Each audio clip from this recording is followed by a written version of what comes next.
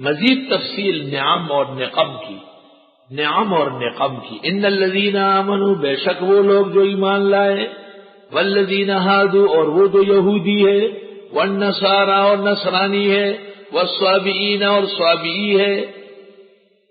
من آمن باللہ والیوم الآخر، جو کوئی ایمان لایا ہو اللہ و آخرت کے دن پر، وعمل صالحا اور عمل کیا نیک، فلہم اجرہم عند ربہم، بس ان کے لیے اجر ہوگا رب کے ہاں، ولا خوف علیہم ولا هم یحزنون، نہ خوف ہوگا ان پر نہ وہ غمگین ہوں گے. ان الذین آمنوا، اور پھر یہود ذکر کیے، پھر نصارا، پھر صابئی، پھر فرمایا اصل تو ایمان ہے. تو ایمان تو ایمان والوں کا ہے، نہ یہود کا ہے، نہ نصارا کا، نہ صابئین کا. اس کی مثال ایسی ہے جیسے ریل گاڑی میں ٹی ٹی آ جاتا ہے اور وہ کہتے ہیں ٹکٹ والے ٹکٹ والے. تو جو ٹکٹ والے ہوتے ہیں وہ تو ہے ہی، مقصد تو بغیر ٹکٹ والے کو پکڑنا ہے، لیکن بغیر ٹکٹ والوں کے پکڑنے کے لیے ٹکٹ والوں کا بھی ٹکٹ دیکھا جائے گا تاکہ وہ پکڑنے میں آسانی ہو جائے. یہ مطلب نہیں ہے کہ اللہ کی نظر میں ایمان والے یہود صابئی و نصارہ ایک ہے، معاذ اللہ. جیسے آج کل بعض زنادقہ یہ غلط پروپیگنڈے کر رہے ہیں. اقوال بہت ہیں اس میں. ابوالکلام آزاد سے بھی فحش غلطی ہوئی ہے، فحش غلطی. اور اس وجہ سے مولانا یوسف بنوری مرحوم جب غصے ہو جاتے تھے تو بہت سخت الفاظ کہتے تھے. ثلاثۃ من زنادقۃ الہند، الاول الشبلی والثانی الکلام والثالث السندھی. ان تینوں کی تعبیرات میں افسوسناک باتیں، افسوسناک باتیں ہیں. اللہ کسی شخص کی سیاسی قدوقامت کی وجہ سے ان کی دینی غلطیاں معاف نہیں ہو سکتی. اہل دین کو ان پر گرفت ضرور رکھنی ہے. تفصیل کے لیے استاد گرامی قدر حضرت بنوری کی کتاب یتیمۃ البیان فی شیء من علوم القرآن میں تبصرہ علی التفسیر ملاحظہ فرمائے، تفاسیر پر جو تبصرہ ہے. میں نے قصداً ابوالکلام کے تفسیر پر اور عبید اللہ سندھی کی تفسیر پر کلام نہیں کیا. جب موقع آئے گا تو دیکھا جائے گا، ورنہ مجھے سب یاد ہے.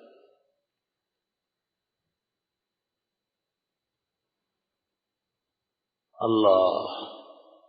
مولانا عبید اللہ صاحب اصلاً سندھی نہیں ہے، پنجاب کے ہیں، سیالکوٹ کے، اور انہوں نے اپنی کتاب تمہید الاسانید میں لکھا ہے. کتاب ہے تمہید الاسانید عربی میں، اس میں لکھا ہے ولدت بسیالکوٹ. اور ان کے ماموں تھے ڈیرہ غازی خان میں، وہ ڈی ایس پی پولیس تھے انگریزوں کے زمانے میں. اس کے سامنے ایک مسلمان اور ہندو پنڈت کا مناظرہ ہوا اور اس مناظرے میں مسلمان جیت گیا، پنڈت ہار گیا. تو عبید اللہ کا پرانا نام ہے بوٹا سنگھ. بوٹا سنگھ سکھ گھرانے سے. یہ کہتے ہیں پھر میں مسلمان ہونے لگا تو وہاں سے بھاگا. امروٹ آیا، بڑے امروٹی صاحب رحمت اللہ علیہ کے ہاتھ پر کلمہ پڑا اور یہاں امروٹ میں دین سیکھا. پھر علامہ امروٹی کے کہنے سے شیخ الہند کی خدمت میں دارالعلوم دیوبند گئے. تو چونکہ امروٹ سندھ میں ہے اور وہ یہاں کلمہ پڑھ چکے ہیں، مشرف بہ اسلام ہوئے تھے، اس لیے عبید اللہ سندھی کہلاتے، ورنہ سیالکوٹ ہی ہے، پنجابی ہے، سندھی نہیں. سندھی آتی بھی تیری یعنی سندھی نہیں آتی، پنجابی بولتی.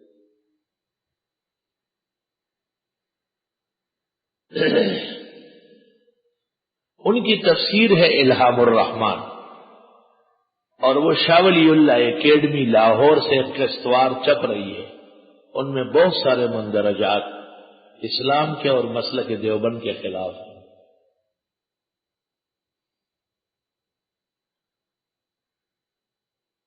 آج سے 60 سال پہلے، بلکہ اس سے بھی پہلے، جب وہ روح سے زار سے آئے تو ان کے رفیق اور سیاسی دوست اور ہم استاذ ہم شیخ مولانا حسین احمد مدنی نے ان کی موجودگی میں دارالعلوم دیوبند کے اندر تقریر کی، کیونکہ پہلے مولانا عبید اللہ کی تقریر ہوئی اور انہوں نے کہا ان چیزوں کی کوئی ضرورت نہیں، اس کو ختم کرو، پینٹ پتلون پہنو، فق کل نظام اور کفر کے نظام میں گھس جاؤ، اسلام لے آؤ، پھر بعد میں بڑے کرتے اور داڑیاں رکھو۔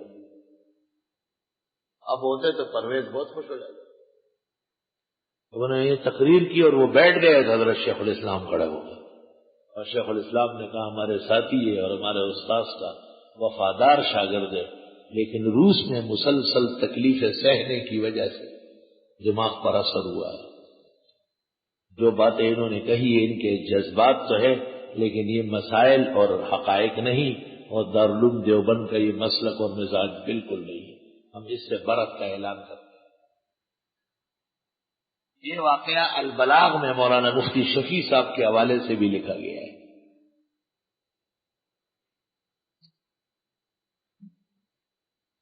باقی علمی باتیں ہیں، طلباء اپنی حد تک رکھیں اور اس کی تبلیغ ضرورت نہیں ہے۔ بے شک وہ لوگ جو ایمان لائے اور وہ لوگ جو یہودی ہے، یوسف علیہ السلام کے بڑے بھائی کا نام یہودا تھا، اس مناسبت سے 12 فرقوں کو یہود کہتے ہیں۔ نصارا، عیسیٰ مسیح جس بستی میں پیدا ہوا تھا مریم سے، اس کا نام تھا ناصرہ۔ ناصرہ اس لیے اکثر عیسائی آپ دیکھیں تو ناصر بستی ناصر بستی، اس لیے یہ نصارا کہلائے۔ صابئین یہ عراق میں ایک فرقہ تھا، ان کا زیادہ زور بابل میں تھا۔ ابراہیم علیہ السلام کو بڑا مانتے تھے، 5 نمازوں کے قائل تھے، فرشتے اور روح کو مانتے تھے، بہت سارے انبیاء کے منکر تھے اور بہت سارے مسائل کے منکر تھے۔ کہتے ہیں انہوں نے اپنے خیال میں ہر دین سے اچھائیاں جمع کی تھی۔ ان کا تفصیلی قصہ امام متکلمین محمد عبد الکریم شیرستانی نے الملل والنحل میں اور مولانا عبدالحق حقانی نے تفسیر حقانی میں اس جگہ نقل کیا ہے۔ مجھے جتنی ضرورت تھی میں نے اتنا بیان کیا۔ بے شک وہ لوگ جو ایمان لائے اور وہ لوگ جو یہودی ہے اور وہ جو عیسائی ہے اور وہ جو صابئین ہے، من آمن باللہ والیوم الآخر، صابئین جیسے اس زمانے میں یہ نئی روشنی والے جدت پسند، جو کوئی ایمان لایا اللہ پر اور آخرت کے دن پر اور عمل کیا نیک، ان کے لیے اجر ہوگا رب کے ہاں، نہ ان پر خوف ہوگا نہ وہ غمگین ہوں گے۔ وَإِذَا أَخَذْنَا مِيثَاقَكُمْ، یاد کرنے کا ہے جب ہم نے لیا پکا وعدہ تم سے، وَرَفَعْنَا فَوْقَكُمُ الطُّورَ، اور اٹھایا تم پر کوہ طور۔ اسرائیلیوں سے وعدہ لیا، کتاب مل گئی، جب کتاب ملی پھر کہا ہم نہیں مانتے، تو اللہ تعالیٰ نے کہا مانتے ہو یا نہیں، اور پہاڑ کو ان کے اوپر لا کے کھڑا کیا۔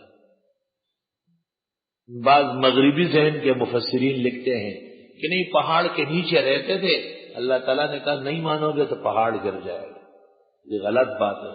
دوسری جگہ ہے وَإِذْ نَتَقْنَا الْجَبَلَ، وَإِذْ نَتَقْنَا الْجَبَلَ، جب ہم پہاڑ اٹھا کے لائے تمہارے اوپر،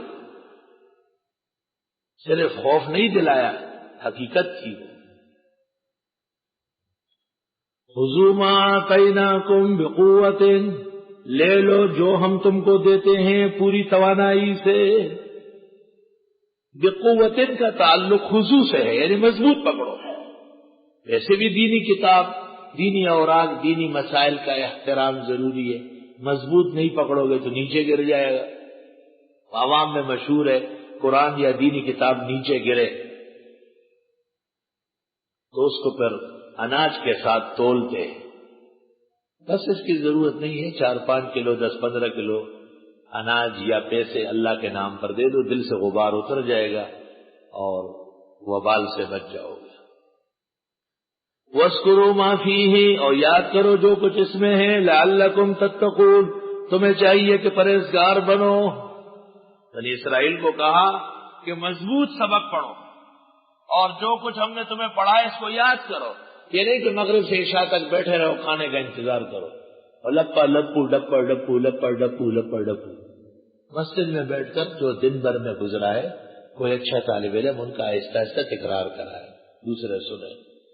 یہ ممکن نہیں ہے تو کم از کم آپ اپنی کاپی دیکھیں, وہ بھی نہیں ہے تو سوچ لیں, وہی آیات دوبارہ پڑھ لے, آپ کو یاد آ جائے گا. یاد نہیں آیا تو پھر اس رات کا کھانا نہ کھائے کہ میں یہاں کھانا کھانے آیا یا پڑھنے آیا ہوں, تاکہ آپ کے نفس میں اس ضمیر میں غیرت آ جائے. وَاذْكُرُوا مَا فِيهِ, اور توریت کا یاد کرنا ضروری ہے اور قرآن کا یاد کرنا ضروری نہیں ہے. لعلکم تتقون, تب تم تقویدار بنو گے. تفصیل نعم مسائل و احکام کی شکل میں, اوامر و نواہی کی شکل میں. ثم تولیتم من بعد ذالک, پھر تم نے منہ موڑ لیا اس کے بعد. فلولا فضل اللہ علیکم, پس اگر نہ ہوتا فضل اللہ کا تم پر, ورحمتہ, اور رحمت اس کی, لکنتم من الخاسرین, تو ہو جاتے نقصان اٹھانے والوں میں سے. خاسر, خسارہ, گھاٹا, نقصان.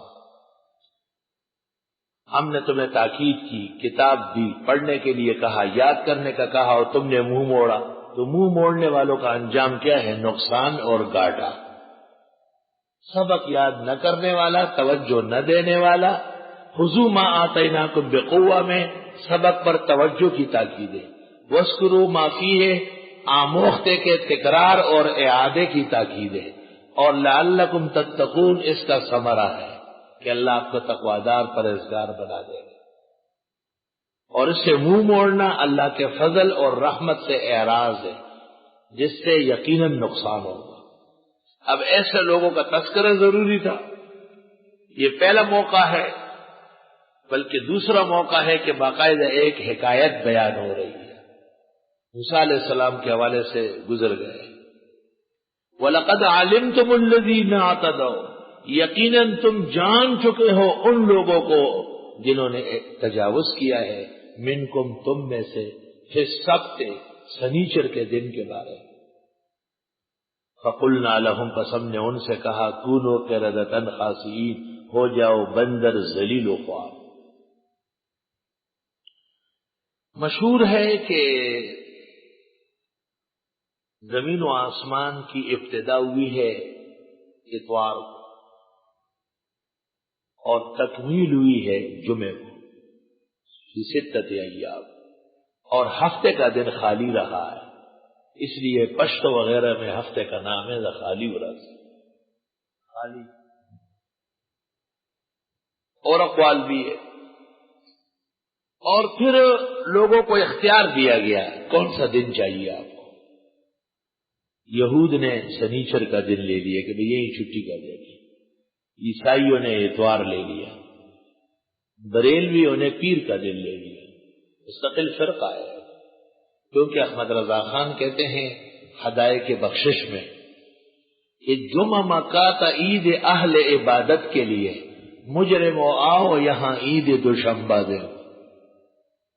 کہ جمعہ تو عبادت والوں کا ہے اور ہم بریلویوں کی عید جو ہے وہ پیر کے دیں گے. جمعہ مکات عید اہل عبادت کے لیے, مجرمو آؤ یہاں عید دوشنبہ دے. اور ہندوؤں کے ہاں مذہبی دن منگل ہے, بوتڑوں کے ہاں بدھ ہے, اور سکھوں کے ہاں جمعرات ہے, مسلمانوں کے ہاں جمعہ.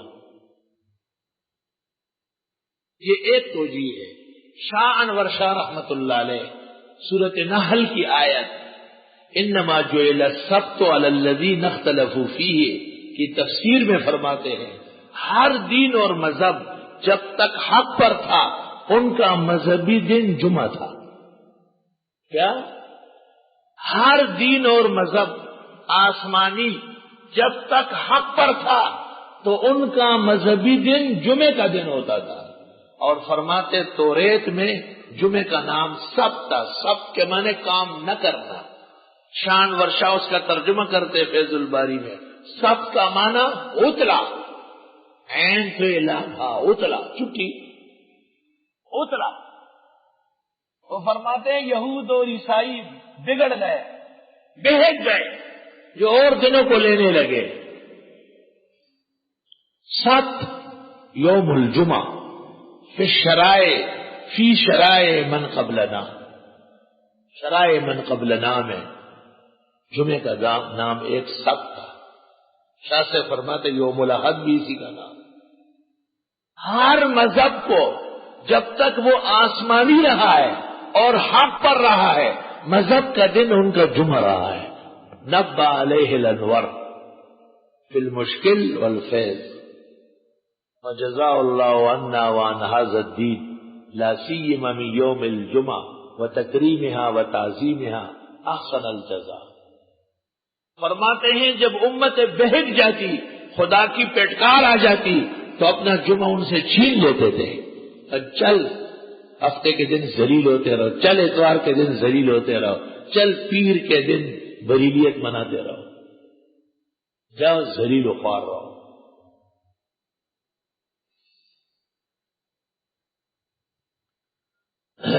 اب اس تقریر کے بعد اب بات سنو. شاہ عبد القادر موضح القرآن میں لکھتے اردو کا پہلا مترجم اور اردو کا پہلا مفسر کہ داؤد علیہ السلام کے زمانے میں بنی اسرائیل پر امتحان آیا. ان میں سے اکثر لوگ ساحل سمندر پہ رہتے تھے کہ تم ہفتے کے 6 دن مچھلیاں پکڑو، ایک دن مذہب کے لیے خاص کرو، کام کاج نہ کرو. اور وہ دن ان کا سنیچر کا دن تھا. ان کے خیال میں خدا کا کرنا یہ تھا کہ سنیچر کے دن مچھلی زیادہ آتی تھی. امتحان تھا نا. عبادت کی گھڑیوں میں شہوت بہت ہوتی ہے. حج کے موسم میں فقہا کہتے ہیں میاں بیوی اکیلے نہ رہے. کیوں؟ حج خراب کرنے کے لیے شیطان گھس جائے گا. عبادات کو نقصان پہنچانے میں شیطان بہت سرگرم ہے، خاص کر جب عبادت مکمل ہوتی.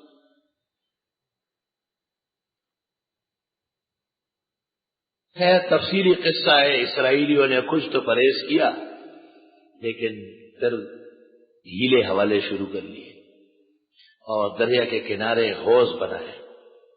انہوں نے ایسا دیکھا کہ اتنی بڑی بڑی مچھلی اور پھر بنگالی کنارے پہ دیکھ رہا ہوں، برداشت نہیں ہوا تو وضو کرنے بیٹھ گیا. وضو کرتے کرتے وہ جو مچھلی آئی تو اس کو راستہ دیا، وہاں حوض میں چلی گیا، پیچھے سے راستہ بند کر دیا. تو جب صبح اتوار کو آئے پکڑ لیا اور کہا یہ اتوار کا شکار ہے، ہفتے کا نہیں ہے.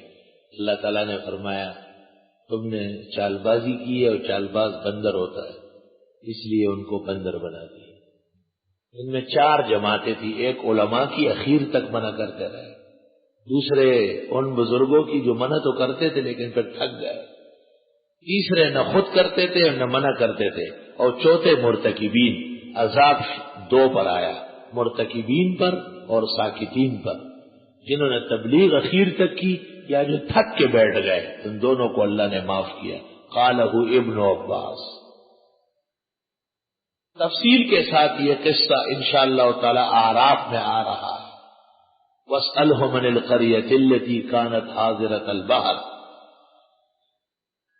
اور یاد کرنے کا ہے، اور البتہ تحقیق تم نے جان لیا ان لوگوں کو جنہوں نے تجاوز کیا تم میں سنیچر کے دن کے بارے میں.